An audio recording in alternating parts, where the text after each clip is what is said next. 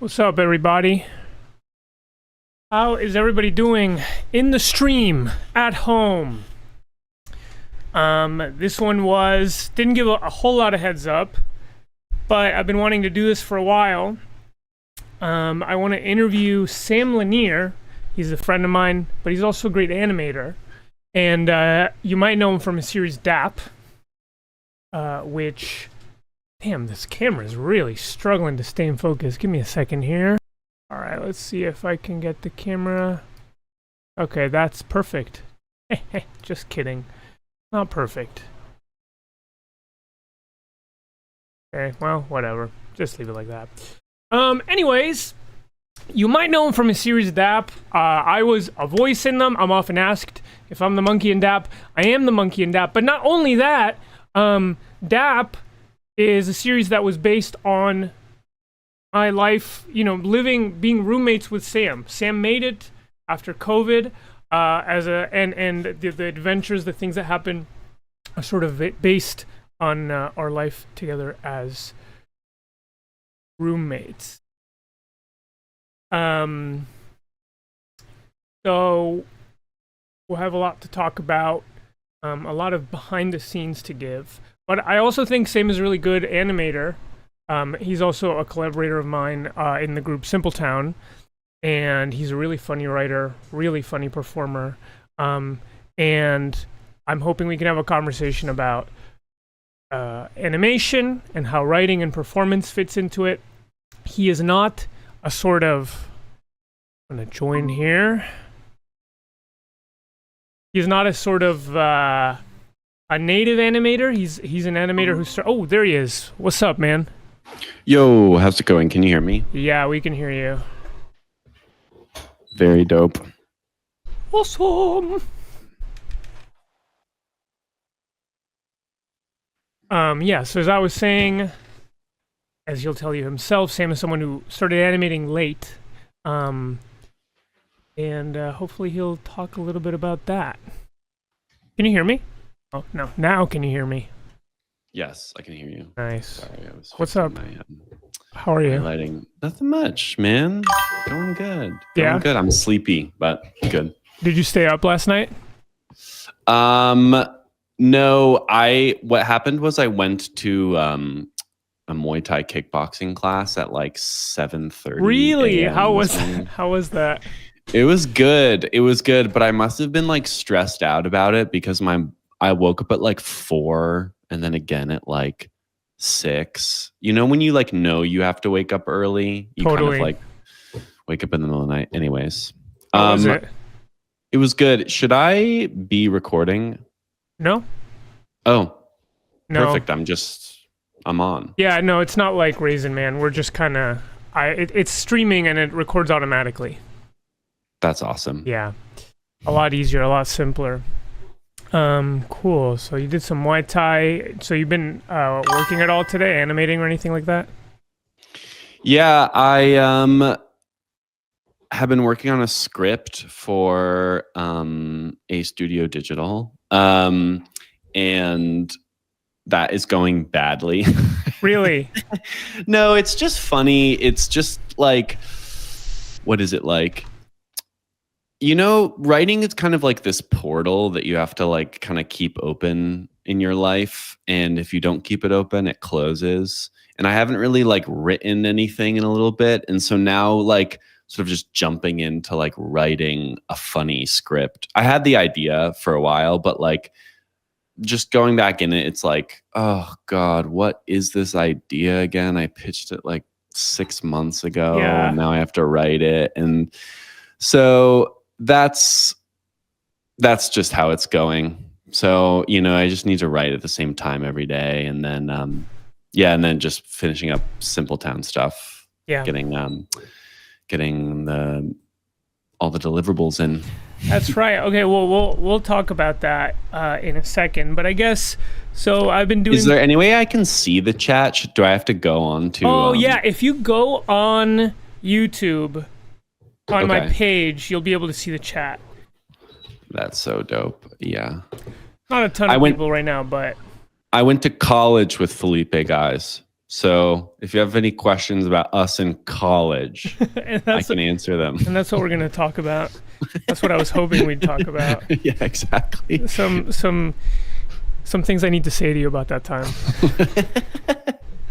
No, well, so I mean, you and I, we had a podcast for a long time, but that was the format of that was like talk about whatever, talk about the news. But here on this stream, I've been talking a lot about animation, and I've been having people on to talk about animation and the process. And so maybe we can start with having you talk a little bit about how you started animating, how that happened, and how you started.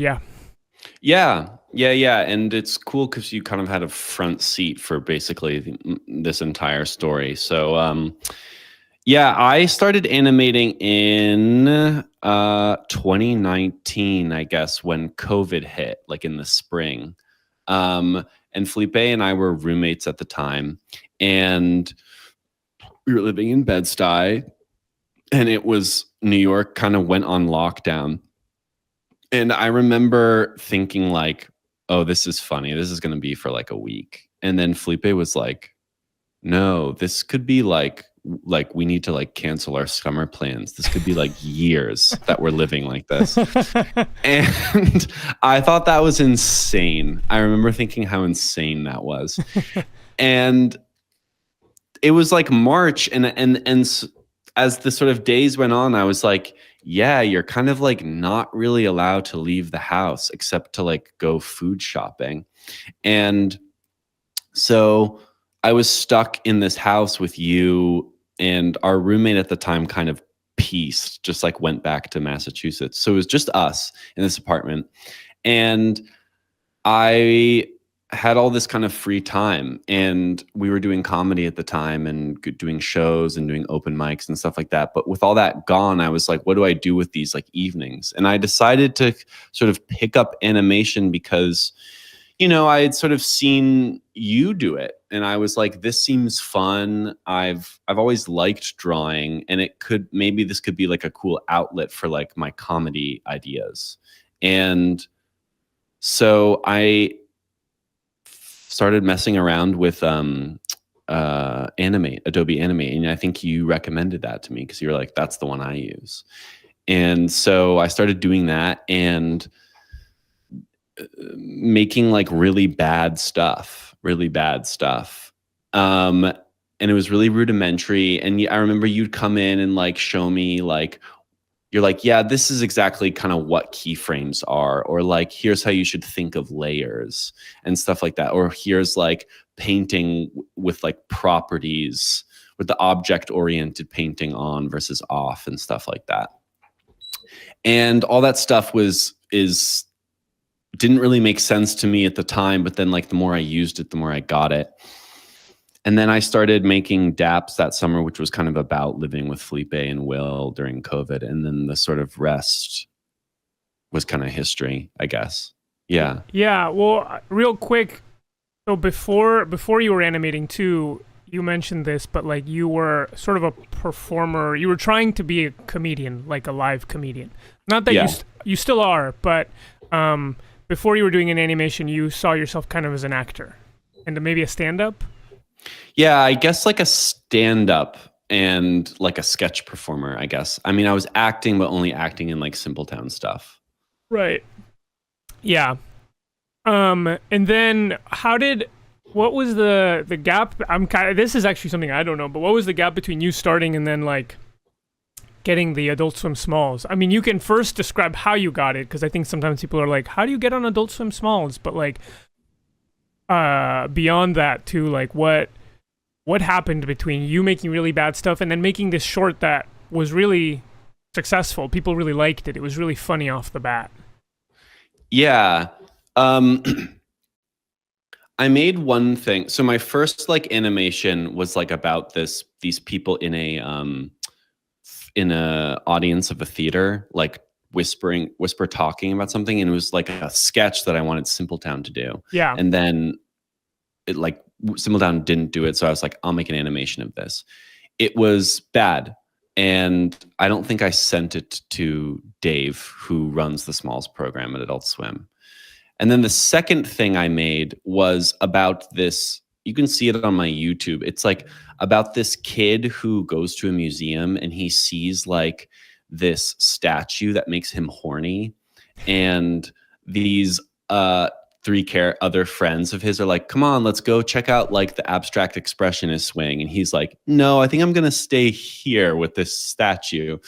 And I sent that to Dave, who works at Adult Swim. And I knew Dave and I had his email because Simpletown had made Smalls with Dave before. So that was what my connection to him was.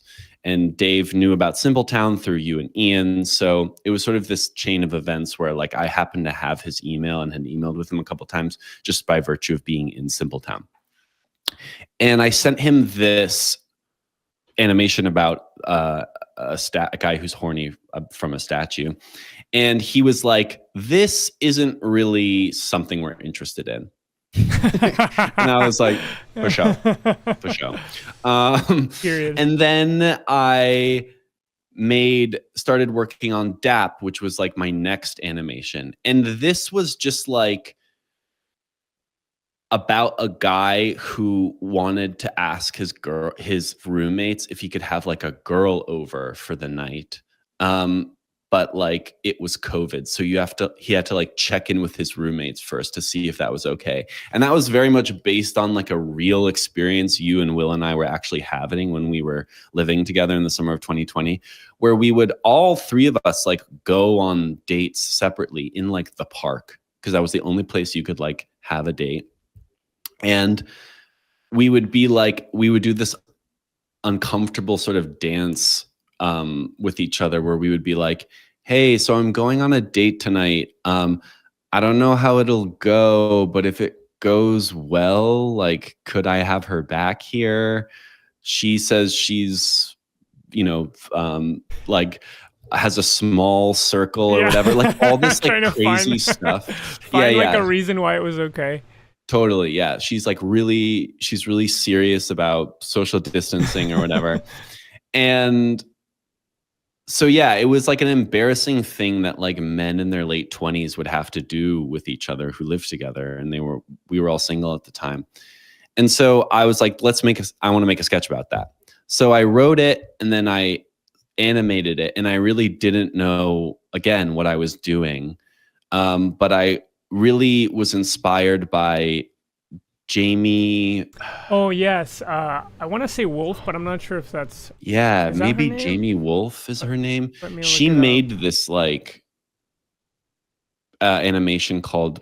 It literally might be called Roommates, and it's like. It's wordless, but it's like what it really captures is like the heat of living in a hot apartment during summer and just like stuff that's like melting in the apartment and like the fridge that's like buzzing. Wait, Jimmy Wolf. I'm just gonna put it up on the screen because it is a great short. Let me see if I can play it for a second so people can see.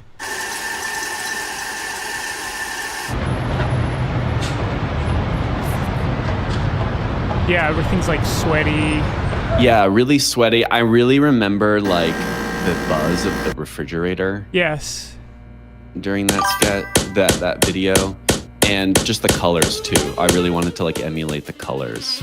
Totally. Yes. It's funny because I've always remembered that you were inspired by this and this way of making backgrounds where there were like washes of like warm and cool colors. But it's funny to watch it again after all these years and like now having. There you go. It's called Roommates. Yeah. No, I put it up. Yeah. Yeah, but it's like it's funny because it is different than DAP. It's a lot more sort of expressionistic. Yeah. DAP's kind of like a sketch. It's like a moment in the life of. Yeah. And this is very expressionistic, visual, and. I loved it so much. So I made DAP and then I sent that to Dave and Dave was like, this might just be what we're looking for. And so he bought it and they aired it. in like, I don't know, maybe November or something like that. And they aired it. And then Dave was like, hey, this people seem to like this. Do you want to make 2 more? And then I made, oh no, what happened actually was he bought it and then was like, actually, we like this. Do you want to make 2 more before we release them? So then I made DAP 2 and DAP 3. And those were also about like roommate situations. But it was like DAP 2 is like the night The during day the middle of after, or no, the yeah, night. it's like the Yes. night of after the woman has come back, and it's like the middle of the night. Yes. And I just remember it was kind of based on this experience I had with like Will, where I remember he had this woman over to the apartment and I wanted to ask him a question about something or like go into his room to get something, but I could see that her like tiny little girl shoes were like outside his door. Yeah. And I knew, I was like, okay, someone is in Will's room. And it was just funny to be like, oh, that is such a like funny roommate tell or like specific situation. Yes. So that's kind of like about what DAP 2 is. And then DAP 3 is like the next day they're like on a road trip. And Dave was literally like, you need a woman in this animation. Like, can you figure out a way to get a woman in this animation? So then I made Sarah the girl that had come over the night before. And now we're like on a road trip going to hike in like the woods. That's the one where they smash the brakes. Yes. Yeah. Yes. Yeah. And the Will character goes through the window. So then I made those, sent them to Dave, and then they all came out in like November, December. And then Dave was like, okay, people seem to like these. Do you want to make like 6 more? Like some kind of crazy amount like that. And so then I made 6 more, and that probably took another like year. Well, hold on. Before you go forward, I'll say a couple things. First of all, that it's kind of crazy how, you know, your first kind of experiments with animation got to have this platform. I mean, I think there's a lot of people who start animating and they're like, you know, that's where they want to end up, and it's just like you had the fortune of being able to like kind of do it off the bat, and also kind of like having all these eyes on your first or maybe your second animation. I mean, are you saying that this DAP was like your first, third? Yeah, I'd say it was like my third, technically. Yeah. Yeah, that's really crazy. I will say though that I think, and this is the thing I wanted to ask you about, which is that even though you hadn't animated before, I think you had a lot of experiences with comedy and performance, and I think that's really visible in the work. So I'm kind of curious for you to talk about when you were starting, like what do you feel like your work with live performance and writing with Simpletown, what of that made its way into the DAPs? Yeah. Also, thank you, Kokerba, for DAP 3 is my favorite. I think that might be my favorite too. So thank you anyways. Yeah, I would say, I mean, it's the DAPs are like very influenced by Simpletown. I mean, we had already been working together very intensely, Simpletown in New York City since for like 4 years by that point. And we had like written sketches together. We had written plays together. We had written short videos together. We had written live action sketches for Adult Swim already.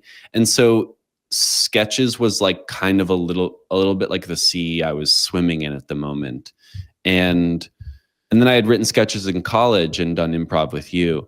So yeah, I had, I guess, like a little bit of a comedy background that I could rely on, even though my animation was really rudimentary. And I maybe specifically like what I was influenced by with Simpletown, I mean, was like basically like, I think Will had this like character that was like a dumb guy who says dumb things that you kind of live with, but he's not like malicious. He's sort of like upbeat and positive. Like I remember when we were living with each other in the summer, that first like 2020 summer, like I remember I like put a fan in the window when we were like all hanging out. And then he like looked at me and he was like, yo, man, good call on that fan. And he like wanted to like dap me up for it. And he was doing like a bit, like a character of like a dumb guy. And that sort of made its way into DAP. I mean, that's why it's called DAP, like, because that my character goes like, yo, man, good job on the smell of that food. And then they like dap each other in the first episode. And or maybe is it Felipe in that and the quiet character that dap? I can't remember which. Serious but they're respect like, on the smell of that, man. Yeah. They're like they're saying something so stupid or giving him respect for something so stupid. And it was like kind of born out of this character that Will did to us when we were living together. And that was who I play in DAP. And I originally wanted Will to voice that character famously. Wait, I want to play it because it's really funny. Before you continue, just I'm going to play it on the stream. Serious respect on the smell of that, man. Come on, DAP it. It's so funny, the zoom in on the little monkey hand. I actually thought this was a different one too, which is when Sam goes to do a fist bump and then his face starts to float away. You know what I'm talking about? Yeah, that's the second one. In the second episode, you kind of reprised the idea of two characters dapping each other up, but then this funny thing I'm just going to play. Handsome and mad respect. Pound it. Me next. Pound it. Your head like floats off of your body. Totally. And that's funny because that's actually was a mistake initially. Right, it was like an animation mistake that you were like, this is funny and I'm going to keep it in. Yeah, I tried to...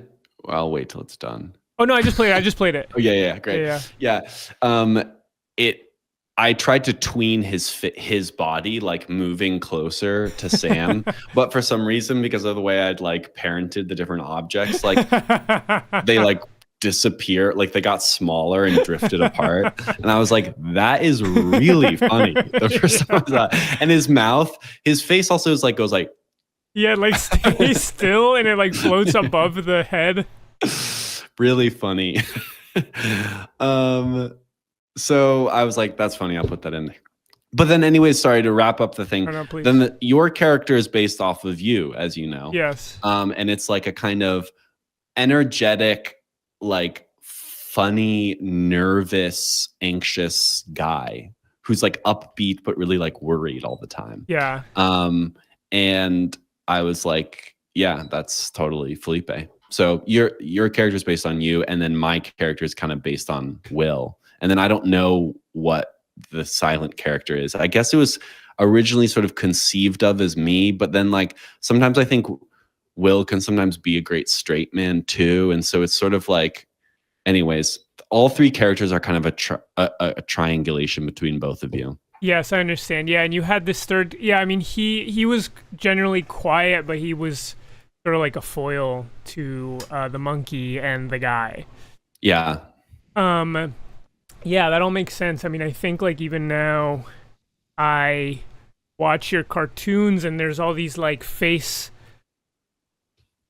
of facial expressions and hand motions that I associate with how you perform, but also too with like a lot of the stuff that we were seeing when we. And I mean, obviously I do this too, but like I can really see the kind of comedians we were watching when we moved to the city and the like different kinds of, I don't know, like different kind of expressions or like ways of joking around that we saw a lot in 2017 that I think really resonated because they feel like true to a certain kind of person. They feel like when you see them, you're like, oh yeah, people do act that way. I didn't realize, I hadn't thought about it before, but something well observed about it. Yeah, I think so. I mean, I think, you know, if anyone in the chat knows the Postmen, I mean, they were huge influences of Simple Towns pre-COVID, and they still are. We love those guys. But yeah, it was kind of this like boy humor that I really liked and gravitated to, but like I think specifically, or the way I would differentiate it from other sort of like bro humor, like roommate comedy stuff is like, I always insist on these characters being like really nice to each other and sort of like playing. They sometimes play a little more to the top of their intelligence than maybe like I don't know, like certain like Judd Apatow characters might Sure. do or something like that. Like I didn't want it to be like National Lampoon style. I wanted Sure. it to be like a little more like sensitive boys who are like still a little broy and dumb. Yeah, I think that is a niche that you, I think, discovered with these, and that's a good combination. Yeah, they're not like, they want to be smart and sweet and have all the like kind of dumb boy impulses without really meaning to. Yeah. There's also another thing I think about your stuff, which is that I feel like you always had a really kind of cinematic intentions. I was just playing one of the first DAP, maybe the second DAP. There's this moment that's like totally silent or there's tension that's being built with like a plate that's about to slide off, and it's totally silent, and then it kind of concludes in this fully physical bit. I'm just gonna play it.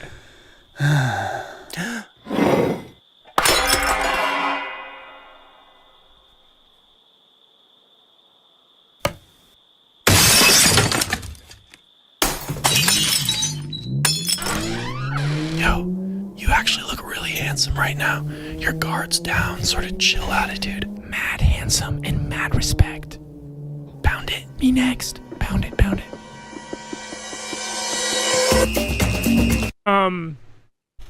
Yeah, I think I always felt like there were sort of, because these are very sort of script driven, they're very like people talking to each other, but I think you always, even in Simpletown, you had kind of like things you wanted to do with like silence or directorial moments that felt like the camera's looking at something, it's silent, some tensions building. And I really felt like you were getting to do them in these shorts. So maybe you can talk a little bit about that. Yeah. I think a like good like quality that I tried to have in all the DAPs was like a B plot or like a B storyline that like only Zach or only the quiet character notices. And then in the first episode, it's like this little dancing guy on the television. Yes. And then in the second episode, it's like this plate that's like gonna slide off of the dish counter. And by the way, that is what our apartment actually looked like. It's like traced off of our old apartment. Traced off of our old apartment, so you can see exactly what it looks like. And then in the third episode, it's like these deer that keep crossing the road that no one else seems to notice. And it gave it this kind of like funny B story that we could like cut to between people like having this mundane conversation that I think made the mundane conversation a lot funnier. Yeah. It made it like this, like these characters are really oblivious to the world around them. And I think that gave it a kind of secret sauce and a kind of horror element to it that I think really sends the comedy like over the top, makes it better than just like people having a stupid conversation. Yeah, I remember you used to always quote this Hitchcock thing about that if you have people having a dinner party, but at the beginning of the scene you show there's like a bomb strapped to the bottom of the table, the scene suddenly becomes very tense. And all you need to do is just show that bomb at the bottom of the table. And I think that's when you write long form stuff, even with the Simpletown movie you wrote, I feel like that was that's like an impulse you like to follow. Would you say that's right? Totally. Yeah, I didn't even connect it to the movie we've been working on, but yeah, I think that's right. I think it's just like a easy way to make everything 10 times funnier. Like if the audience knows something terrible or scary or weird is happening, but then the characters in the movie don't know about it, it's like everything they say is so much funnier, and the stupider it is, like the stupider the thing they're talking about, the funnier it is. You know? Yes. Totally. Totally. There was something, let me think. Well, how have you felt? I'm curious how you felt like this is a conversation we've had a bunch of times, but you know, the dream we had was, we still have, is to be on TV, to make something for television. And we've found ourselves in this time where like a lot of the resources go to this sort of short form online stuff. And I'm curious how, first off, how you felt in the transition, like going from this to then actually pitching stuff to TV, and what that transition was like. Yeah, so talk a little bit about that. Yeah. Yeah, I've pitched like a number of different things to TV, both with Simpletown and on my own. Like I pitched DAP to Adult Swim and they didn't buy it. And then pitched it to a number of other networks as well. I man, I mean, I would like to get something through or like bought to at least know what the other side of it looks like, and then I'll have more of a full picture of like what I actually think about pitching to television, because it's just been no's so far. But I guess what I've learned is like you really you cannot control what they want and don't want. And I think that they don't know, no one in television knows what they want to buy either. That's a thing everyone says, like everyone who you talk to about this says that, but it's really true. Like the people buying kind of don't know exactly what they want. They just know what it is when they find it or see it in front of them. So the best thing you can do is like pitch the thing that you want to make and that you think is fun and exciting, and that fun and excitement will like come across, I guess, to them. And even if they don't like it and don't want to buy it, they'll like you and they'll like the idea. Yeah. They'll be like, that was cool and this guy is cool, and we can't buy this idea because it's not what our mandate is, but like this guy is memorable. And I think that is, I guess, the best thing that can happen. I mean, that's the best thing that's happened to me. Yeah. Pitching is like no's, but I think people being like, this is cool. Yeah. And every time I've really like felt like I've, what's the word? Like pitched something that I don't really like, or is kind of like a bastardized version of a thing I want to make, I still get the no, and it feels bad. Yeah. I actually had this funny experience where I was pitching to Adult Swim, this other show that was kind of based off of my siblings and my experience with my dad dying, and us trying to like wrap up his estate and get his like house cleaned and stuff like that. And it was a show that I originally conceived of as like about these four siblings, like dealing with their dad's death and dealing with his like complex estate. And then it became a show that was like kind of Rick and Morty-ified, where they would like run this museum, and there was all these magical objects in the museum, and like every episode was kind of repeatable, but could also be different. And there was a light story arc, but like for the season, but also you didn't have to have a light, like Yeah. if you don't want that, we'll do just like repeatable episodes. Totally. And I think it's still like a strong idea and a strong pitch, like on paper. But what happened when I pitched it to Adult Swim is the two executives were like, this is so funny. Like, we like this idea, but like, what would be really cool is if you just pitched a show that was like about the siblings, like really just like dealing with their dad's estate in his house, And I like was shaking my head because I was like, that's the show I originally wanted to make. And I was told that it needed to be like Rick and Morty. Yes, Yeah. and I was told no one would buy this.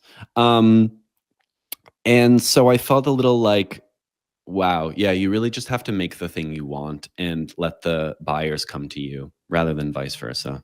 Yeah. Yeah, I'm well, let's move forward into, so you wrote this, I mean, we'll talk about the Simpletown movie, but as it pertains to kind of animation. You wrote the Simpletown movie. I guess I'm curious if you feel like, do you feel like animation is sort of a medium for the work you want to do already? Do you feel like it's sort of like a tool that you can use among other tools to make the stuff you want to make? Do you feel any kind of identification with the idea of being an animator or with animation that as a medium that you can do specific things with that you really like? Or do you feel like, well, you know what, if it hadn't been for COVID and if it wasn't for the fact that it performs well, I would be doing X, Y, or Z different thing? Yeah. If it weren't for COVID, I certainly would not be an animator. It took COVID to get me to like do animation. I always and continue to feel like I'm sort of like a trespasser in the world of animation, where I'm like, I'm not really an animator, but I just like do these things. I can animate my ideas okay, because I have a vision for how I want them to like look and feel. But I couldn't ever be like a guy who's hired to animate like a commercial or something like that. One, I wouldn't want to. Like, I don't like animating enough to do that. Yeah. And two, I'm just like, I'm not good at it enough. I don't have enough of the skills. Like, I couldn't be like a professional guy who does it for like nuts.com or whatever, you know. Sure. Like what a job you did. that I had. Yes. Yeah. But I don't know. I mean, maybe my life will take me there because, you know, a paycheck's a paycheck and I'll probably like have to do that stuff eventually. Luckily, I've been able to like cobble together somewhat of a living by like just animating my own work. And I just feel lucky for that. I don't want to be like an animator long term. I think it's really fun. Like, I had a blast making the DAPs, and I like making the stuff that I've made, but it takes a really long time and I'm kind of slow at it. And I like the experience of making the movie so much more. And I was like, I want to do more of that, but it's just harder to get eyeballs on live action stuff. And I think to the last part of your question, like, naively, I think that like all my ideas could be animated or they could be live action, and it just doesn't matter. And I'm like, well, no one wants to make this a live action thing, so I'm just going to make this animated. And that might not actually be true. Like, when we were pitching, when Will and I were writing the Archaeologists stuff, I remember, which we will talk about. Yeah. I had this idea, and I still kind of have an idea of like making it into a movie or making it live action or pitching it as something live action. And Will was like, well, you know, part of the fun of like the mundanity of these conversations is that you're watching like a drawing talk. And actually watching a person say these lines and have this like small of a plot in this short wouldn't be that funny. And I think he's more, I used to think that's totally wrong. And now I'm like, maybe he's right about that. I'm still not sure. Like, I think you might have to it could work as a live action, but you'd have to like spice it up with some directing in ways that I wouldn't know how to do, or I'd have to think a lot first before doing them. But yeah, I still sort of believe like all my ideas are kind of, I conceive of them kind of as a live action thing. And then I'm like, well, if I'm going to make an animation of this, how am I going to draw it? You know? Yeah. And I draw it kind of the way I see it in my mind. but I pare it down to make with fewer shots to make it easier to make. Yeah, I mean, I guess there's truth to both. It's true that you've like all of the ideas you've made have, or not all of them, but a lot of them have started as pitches you made to Simpletown. There have been. I vaguely remember someone asking you guys cartoons interview. Did you see that? That's funny. Yes. Yeah. Yeah, Reese. Yeah. Yes, I watched like violent movies as a kid with my father, like live action movies. So I didn't watch cartoons as a kid. So all I was saying is that yes, all of your ideas do kind of often you'll just pitch something to Simpletown and then we don't want to do it and then I just see it animated later on. And I do think that's a strength you have. Like, I think there's a lot of stuff that I pitch to Simpletown that I'm like, this is just funny if Sam says it, or if Caroline says it, or if Will says it on stage. I feel a lot more like rigid in my mind about those things.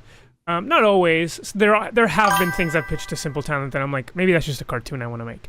But I think there is truth to what Will is saying, which is like, there is something really funny about these sort of like these characters with a fucked up head saying stuff to each other, or with like a funny mouth. It's different. It's different in ways that are like kind of unquantifiable.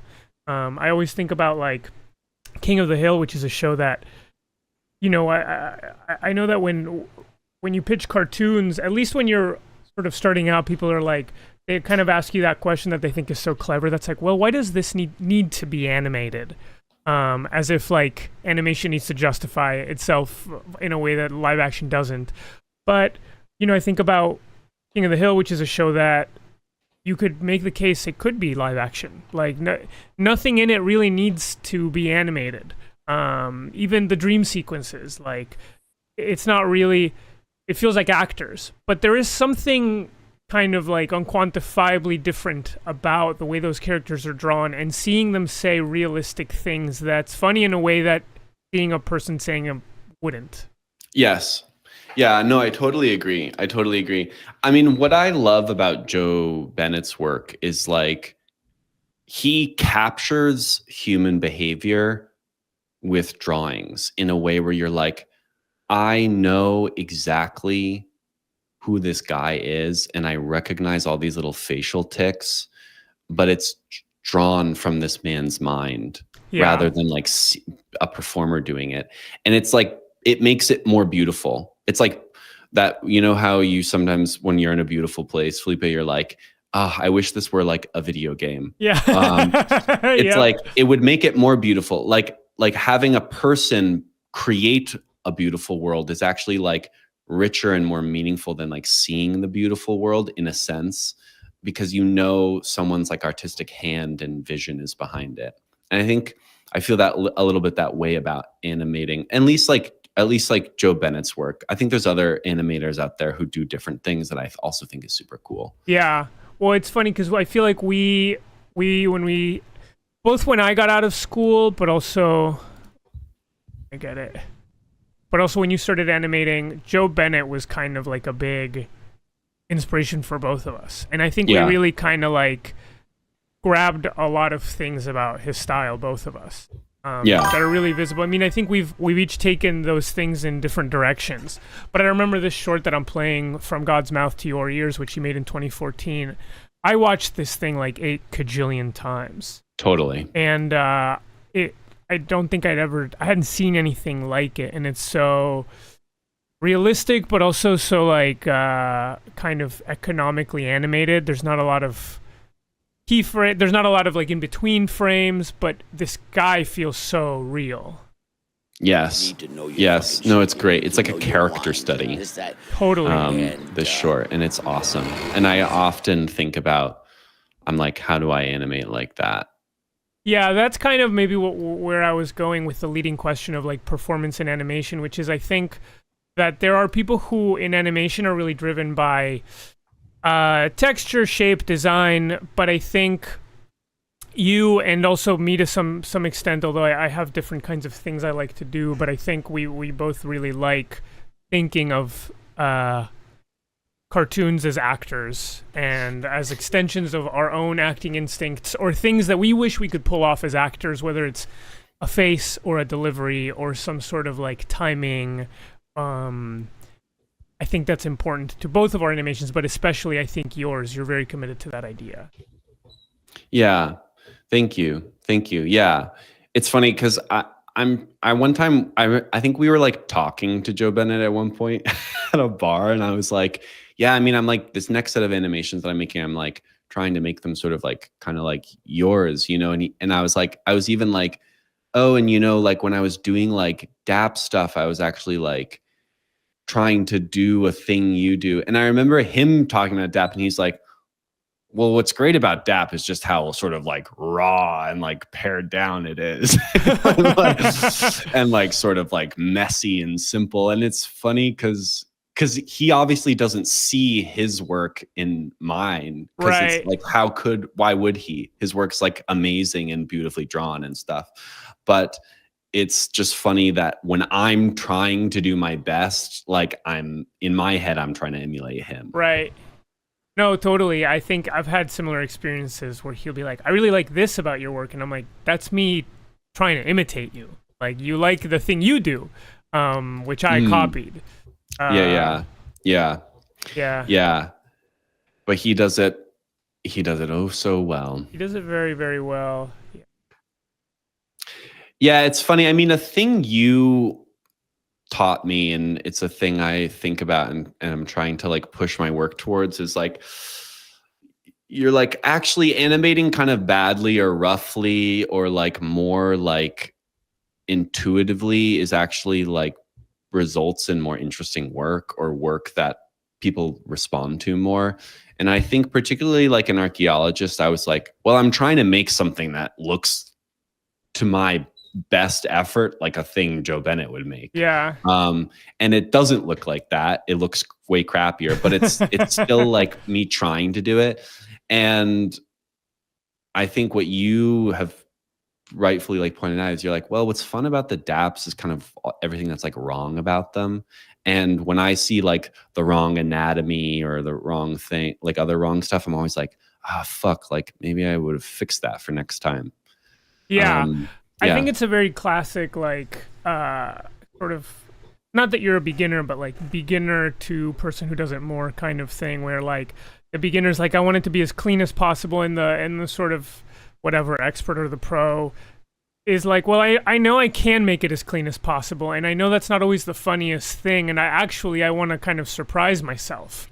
And it's harder to surprise yourself when you are really, like, if you can draw anything that comes into your mind, it's really hard to make a drawing.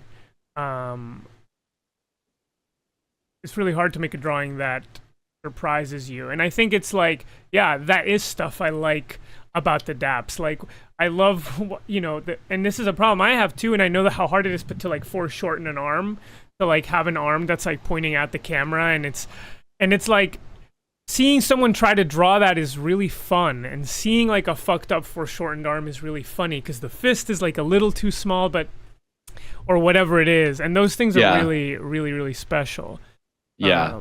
Yeah, and it's a thing that I've felt in my sort of brief experience with trying to make stuff for TV. It's like, well, you know, there are some places where like television is allowed to be kind of raw and messy like that, but I think in the kind of prestige animation spaces, like, the idea of animation being messy is only a mistake. Like, you would not purposefully make something messy. There are purposefully messy animated shows, but I think the more you get into that like prestige space, the harder it is to kind of fuck it up. Yeah.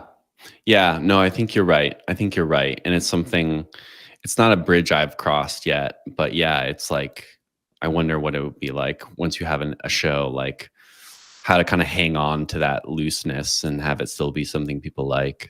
Well, you know, I also think I'd be curious to hear what you think about this, but I also think like what you're really good at, or you're good at many things, but a thing you're really good at is like picking these really funny premises that are like in Simpletown we call them sketchy sketches. Yeah. But you have like sketchy sketch brain that you can like tap into, and I think sometimes it lets you make more, not simpler animated work, but make the animation like really pared down. And again, maybe like your other stuff looks different than your like TikTok and Twitter videos. Like you can go like full bore acting if you want, but like what works about your short videos that I don't think I can really do or like crack is like you pick these really, really funny premises that like I think have these really like heightened acting characters that I think really make it really funny and sort of like add to the cartoonishness of it. And I think I'm like, when I think about ideas that I want to make, I'm like, fuck, all of my ideas require like, I would really want to get the facial expressions to be right, because there isn't really a funny joke in this idea. Yeah. There's no joke. It's just like about how this person talks, you know? Well, I appreciate you saying that. And I mean, I think it's funny because it's true that like, even when you were, so let's kind of use that to talk a little bit about the Archaeologists, but you just made a series of cartoons. I can't really put them up on the screen, can I? Yeah, why not? Put them up on the screen. I mean, you have to go to the Dropbox. I'll go to the Dropbox. So you guys are getting a sneak preview. Sneak peek, yeah. But while I do that, talk a little bit about how the Archaeologist thing came along, where it's going to be and what it is, and then I'll sort of funnel that into the comment I was going to make about what you just. Cool. Yeah, so the Archaeologists idea is something that I've had for a while, and kind of, I guess Will and I had it for a while and kind of wrote it together, and it was like these archaeologists who are like stuck in the desert. It's all Simpletown, and it's like this workplace comedy where they're like stuck in the desert and kind of have to deal with the sort of mundanities of like day-to-day office politics and like just sort of tolerating each other. But instead of being in an office, they're like in the middle of the blazing heated desert, like all alone. And so we just thought that was funny. And we thought it was funny to give them this sort of like academic job, but none of them are like very academic or care about the job that much. It's always like a thing they're doing kind of in the background of the dumb conversation that they actually want to have. Again, this side kind of like A plot, B plot type thing comes back again. So we made 3 of those basically, and I animated them, and then Will and I wrote them, and then like Simpletown did all the voices for him. Yeah, so they're kind of a you project. They're kind of a Simpletown project. Something in the middle. Yeah. Well, what was I going to say about it? You know, it's funny because I think it's true that I think you and Will are really. I love this moment. So I don't know. Can I play them with sound? Sure. As long as people don't rip them. I don't know. No, I don't think people could do that. I just want to show this one moment where this guy where Will's character offers Ian's character weed. That's all I'm going to play, just because I think that's a really funny moment. Psst. Yo, dude. Psst. Ian. Dude, Ian. What? You want to smoke a little weed? God damn it. Look what I brought. Look what I brought. All right, fine. No, not here. It's too close to the other. Just the look what I brought. Are you muted? No. Oh. Anyways, yeah, it's funny because I think even when you guys were pitching this, I think you and Will are really aligned on a particular way of writing, where sometimes I feel stupid where I'm like, what is the joke there? Like, what is that? And then I see you make it and I'm like, I get it right away. Like, even with these, you know, it's like when we come up with ideas for something like this, I'll be like, well, it needs to be like a really sort of stupid, funny, kind of ironic, like, someone falls into the hole and like, I don't know, there's someone in there already, or I don't know, like they're sort of like bigger, cartoonier ideas. And I think sometimes you and Will just be like, what if they're just talking about hot pot? you're like, that's it. That's right. That's exactly right. And I feel like I'm like in like a room of jazz musicians where I'm like, what? What is that? And it's like, no, I know exactly what that is. And I'm like, I don't even know how to write that. And then I see it and I'm like, that's really funny. But it is a divide, I think, between you guys and me that I've always felt. And I don't know, they're just different ways of like thinking about ideas. And I think I can get into the like what I'll call sort of like comedy vibe. Like, oh, it's not a big punchline. It's just like a vibe of funniness, like a sort of color that's funny. I can get into it, but yeah, it's definitely not where my mind goes first. I sometimes feel like I have to justify the thing I make with like a big joke because I'm like, well, then what's the point if it's not that? Right. Yeah. Right.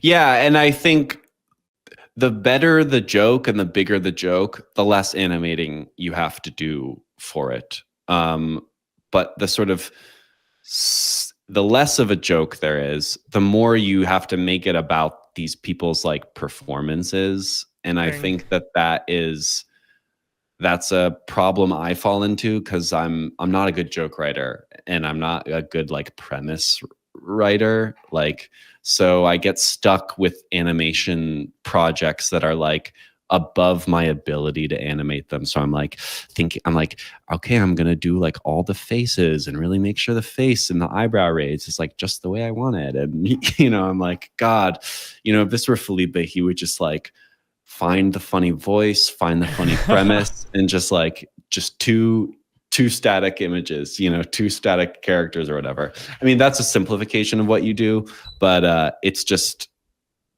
it's more speaks to like a chip or an insecurity I have of my own. Well, I mean, I appreciate you saying that, but I do think I would put it sort of differently, which is like, and I, you know, it can always change. Like, for instance, as a stray thought, one thing I think of is like, literally whether the video is vertical or horizontal changes what kind of timing and speed one is like driven towards making. Which is to say, like, I just started making these horizontal videos that are like of that alien, and they're all as long as my YouTube shorts. They're not any longer. They're 1 minute, but the timing on them is different because they're horizontal. So even psychologically, like, that's one thing I think, which is you can kind of fit your work towards the medium. And many times you've written sketches that I'm like, this is a big, silly, quick idea.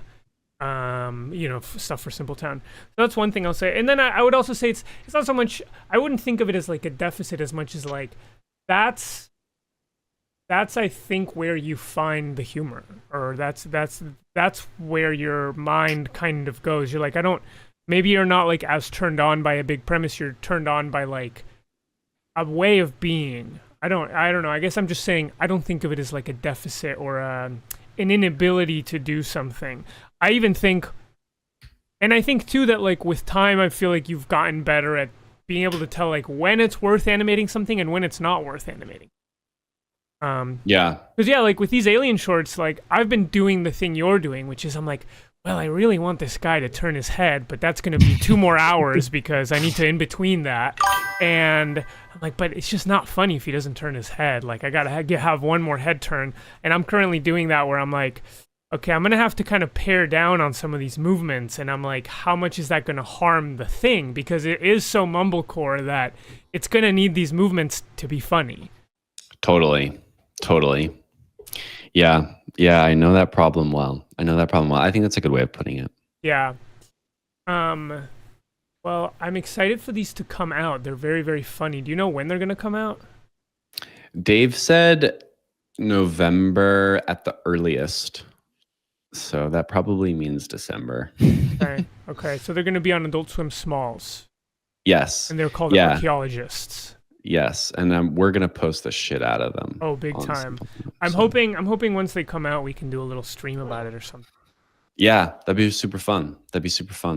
Yeah, well, I'm trying to keep these to be an hour. I mean, there's like a bunch more that we could talk about, but I'm, you'll come back on and we'll talk about the conversation. Totally. Thanks for having me on. Yeah, of course, man. Really fun. And yeah, I love your animation, and I'm really happy that when you said like I want to do all this animation where Simpletown would be a voice, I was like, that is too nice. I was like, Sam, don't do it. Just don't make, I felt like I was like, man, I don't have to do anything, and this sort of kind of a Simpletown animation is gonna get made without too much effort. So I'm excited for them to be out, and thank you for doing it. We're really gonna like them.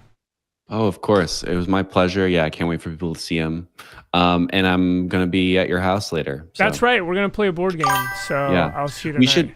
We should also watch Kappa's show tonight if you haven't already seen it. Oh, it's out? The first episode came out on YouTube last night. Oh shit. Okay. We should watch we that. didn't talk about Joe Kappa. Okay. We gotta watch Joe Kappa. And then also the new episode of Smiling Friends is out. Yes, let's watch that too. It's like animation fans are eating. Animation fans are eating. All right. Sweet. All right, man. I'll see you tonight. Talk to you later. Peace. Bye.